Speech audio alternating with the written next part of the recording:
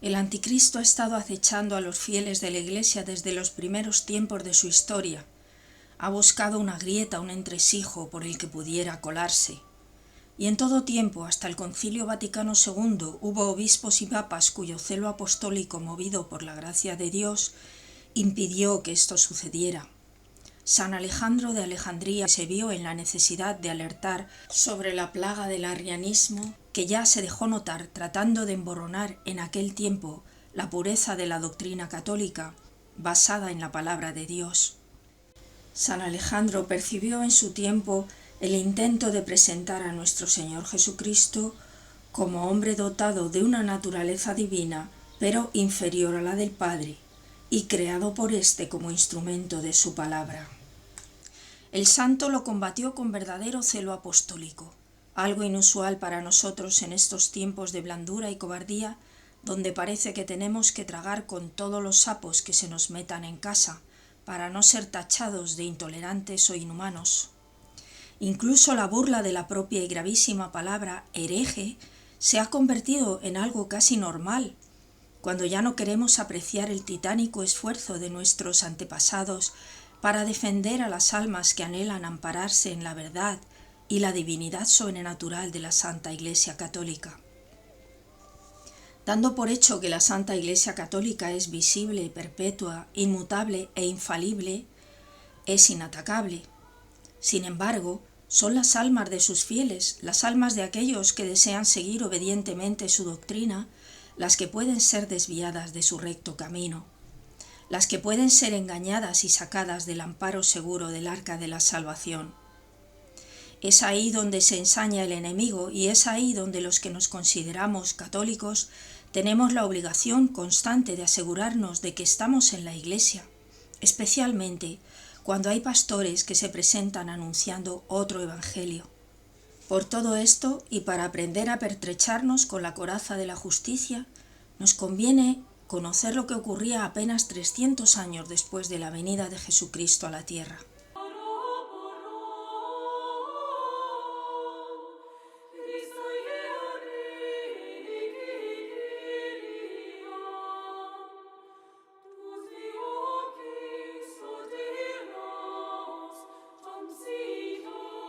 San Alejandro, nombrado obispo de Alejandría en el año 313, tiene una especial significación en la historia de la Iglesia a principios del siglo IV por haber descubierto y alertado sobre las consecuencias de esta grave herejía de Arrio, que tanto preocupó a la Iglesia. Sucesor de San Alejandro fue San Atanasio, y el papa reinante era San Silvestre. En aquellos tiempos se celebró el Concilio de Nicea, donde se promulgó el precioso credo de Nicea destinado a combatir la herejía arriana. Así quedó redactado el primer credo de Nicea contra la herejía arriana según el compendio Denzinger del Magisterio de la Iglesia. Versión sobre el texto griego.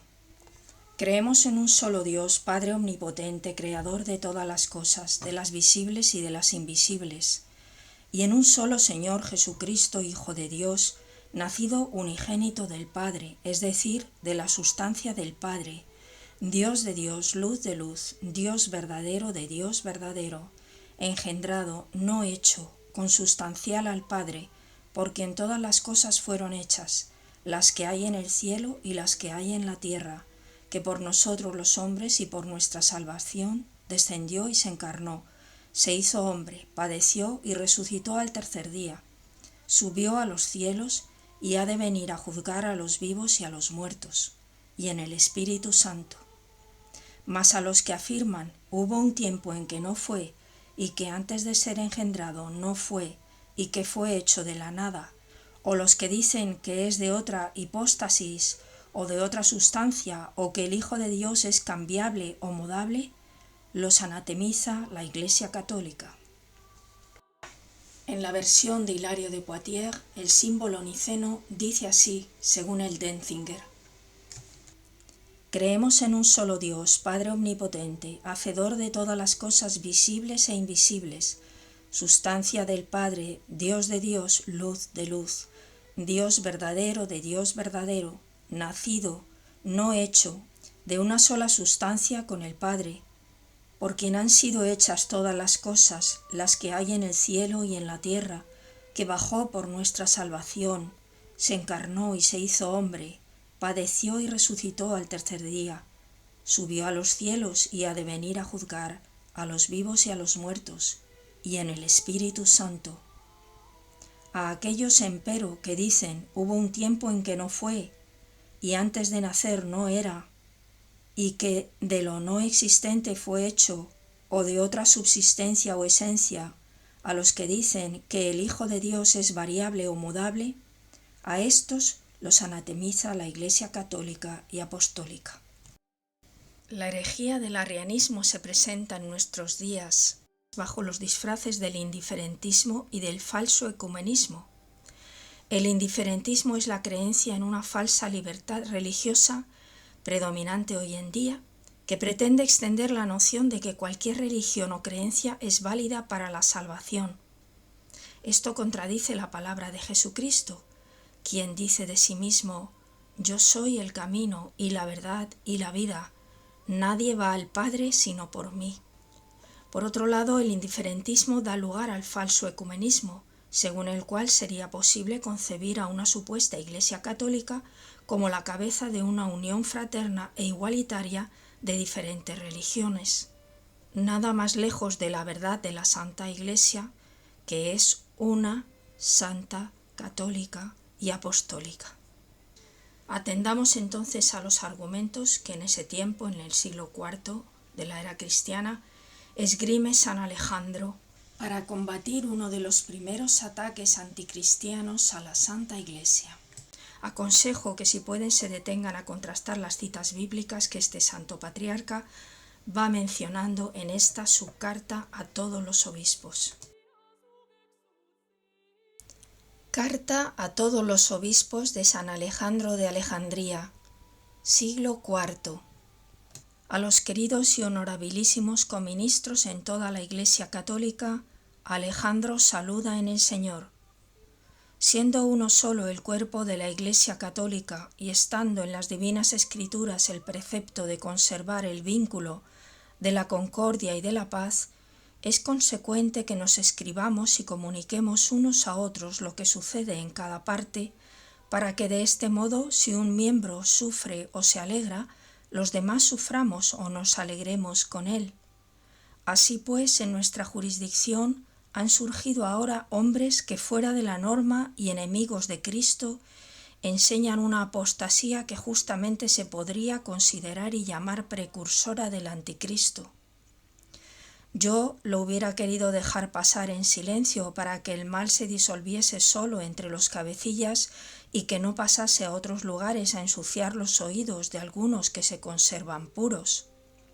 Mas como Eusebio, que ahora está en Nicomedia, pensando que las cosas de la Iglesia dependen de él, porque habiendo dejado Beirut y haber echado el ojo a la Iglesia de Nicomedia, no se ha dictado sentencia contra él, brinda protección a estos apóstatas y se ha puesto a escribir por todas partes en su apoyo para hacer tropezar a algunos ignorantes en esta vergonzosa herejía enemiga de Cristo.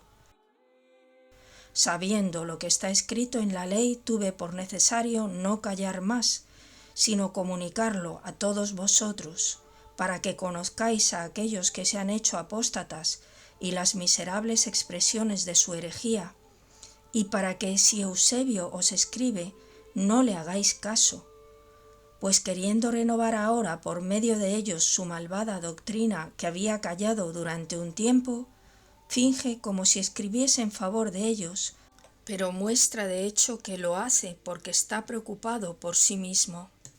Así pues, los que han apostatado son Arrio y Aquileo, y Aitalete y Carpón, y otro Arrio y Sarmates, todos estos presbíteros, y Euzoio y Lucio y Julio y Menas y Heradio y Gallo, todos estos diáconos, y con ellos Segundo y Teonas, a quienes en otro tiempo se les llamó obispos. Cuáles sean las cosas que dicen contrarias a las Escrituras, son estas. No siempre Dios era Padre, sino hubo un tiempo en que Dios no era Padre. No siempre existió el Verbo de Dios, sino que fue hecho de la nada, porque siendo Dios hizo de la nada a aquel que no existía. Por eso hubo un tiempo en que no existía. El Hijo es pues criatura y hechura, ni es semejante al Padre en esencia, ni es por naturaleza el verdadero Verbo del Padre, ni es su verdadera sabiduría, sino que es una de las cosas hechas y creadas, y sólo impropiamente se le llama Verbo y sabiduría, ya que él mismo fue hecho por la propia palabra de Dios y por la sabiduría de Dios, según la cual Dios lo hizo a él mismo, así como todas las cosas. Así pues, él es de naturaleza mutable y alterable como todos los seres racionales. El Verbo es extraño y ajeno y separado de la sustancia de Dios, y el Padre es invisible para el Hijo, y así el Verbo no conoce completa y exactamente al Padre ni puede verlo perfectamente, pues el Hijo no conoce ni cómo es su propia esencia. Fue hecho por nosotros porque Dios quería crearnos mediante Él como por un instrumento. Y si Dios no hubiese querido crearnos, Él ni siquiera existiría. Alguno les preguntó si el Dios Verbo podía cambiar como cambió el diablo, y no tuvieron temor de afirmar que sí puede, porque existe mudable por naturaleza, ya que es hechura y criatura. A quienes estando en torno a Arrio dicen esto y a sus seguidores que no se avergüenzan de afirmarlo, los hemos excomulgado junto con los obispos de Egipto y de Libia, que eran alrededor de 100, pero los de Eusebio los han acogido, preocupados como están de mezclar la mentira con la verdad y la impiedad con la piedad. Pero no lo lograrán, pues vence la verdad, porque no hay comunión entre luz y tiniebla, ni armonía entre Cristo y Belial. Pues ¿quién ha oído semejantes cosas? ¿O quién oyéndolas ahora no se tapa las orejas para que esta porquería no le ensucie el oído? ¿Quién, oyendo a Juan decir, al principio existía el Verbo, no condena a estos cuando dicen que hubo un tiempo en que él no existía? ¿O quién, oyendo en el Evangelio, el Hijo unigénito, y por medio de él fueron creadas todas las cosas, no odiará a quienes gritan que él es una de las criaturas? Porque ¿cómo podría ser una de las cosas creadas por él? ¿O cómo el unigénito puede ser contado entre todas las cosas como una de ellas? ¿Cómo puede existir de la nada cuando el Padre dice: de mi corazón brotó una palabra buena, y del seno te engendré antes de la aurora? ¿Cómo puede ser de semejante al Padre en esencia el que es la perfecta imagen y reflejo del Padre? Y que dice: el que me ha visto a mí ha visto al Padre. Si el Hijo es Verbo y sabiduría de Dios, ¿cómo pudo haber un tiempo en que no existiese? Pues sería lo mismo decir que hubo un tiempo en que Dios existió sin verbo ni sabiduría. ¿Cómo puede ser mudable y variable el que dice sobre sí mismo: yo estoy en el Padre y el Padre está en mí, y yo y el Padre somos uno, y por el profeta: ved que yo soy el mismo y no cambio? Y aun cuando se podría referir este dicho al Padre, pero conviene más afirmarlo ahora del Verbo, porque aun habiéndose hecho hombre, no se muda, sino como dice el apóstol: Jesucristo ayer y hoy es Él mismo, y para todos los siglos, y para Él todo ha sido creado. En cuanto a lo que ellos blasfeman, que el Hijo no conoce al Padre perfectamente, no nos admiremos, porque una vez que se proponen hacer la guerra a Cristo, le quitan el peso también a sus palabras. Como el Padre me conoce, así yo conozco al Padre. Pero si el Padre conociera al Hijo solo parcialmente, entonces sería claro que el Hijo no conoce enteramente al Padre. Mas si no es justo afirmar esto, ya que el Padre conoce enteramente al Hijo, es entonces obvio que así como el Padre conoce su propio Verbo, así también el Verbo conoce su propio Padre, del cual es Verbo. Muchas veces los hemos exhortado diciendo estas cosas y explicando las divinas Escrituras, pero ellos cada vez cambian como camaleones, luchando por echar sobre sí lo escrito. El impío desprecia cuando llega al abismo del mal. Antes de estos muchas herejías han surgido, las cuales, osando más allá de lo conveniente, han caído en la locura. Mas estos, intentando por medio de todas sus expresiones arrancar la divinidad del Verbo, por sí mismos las han juzgado al hacerse cercanos al Anticristo. Por eso han sido echados y anatemizados de la Iglesia. Nos entristece la pérdida de estos, sobre todo porque habiendo sido en otro tiempo discípulos, ahora se retiran de la Iglesia. Mas no nos admiramos porque también Himeneo y Fileto sufrieron lo mismo, y Judas antes de ellos, el cual primero siguió al Señor, luego devino traidor y apóstata.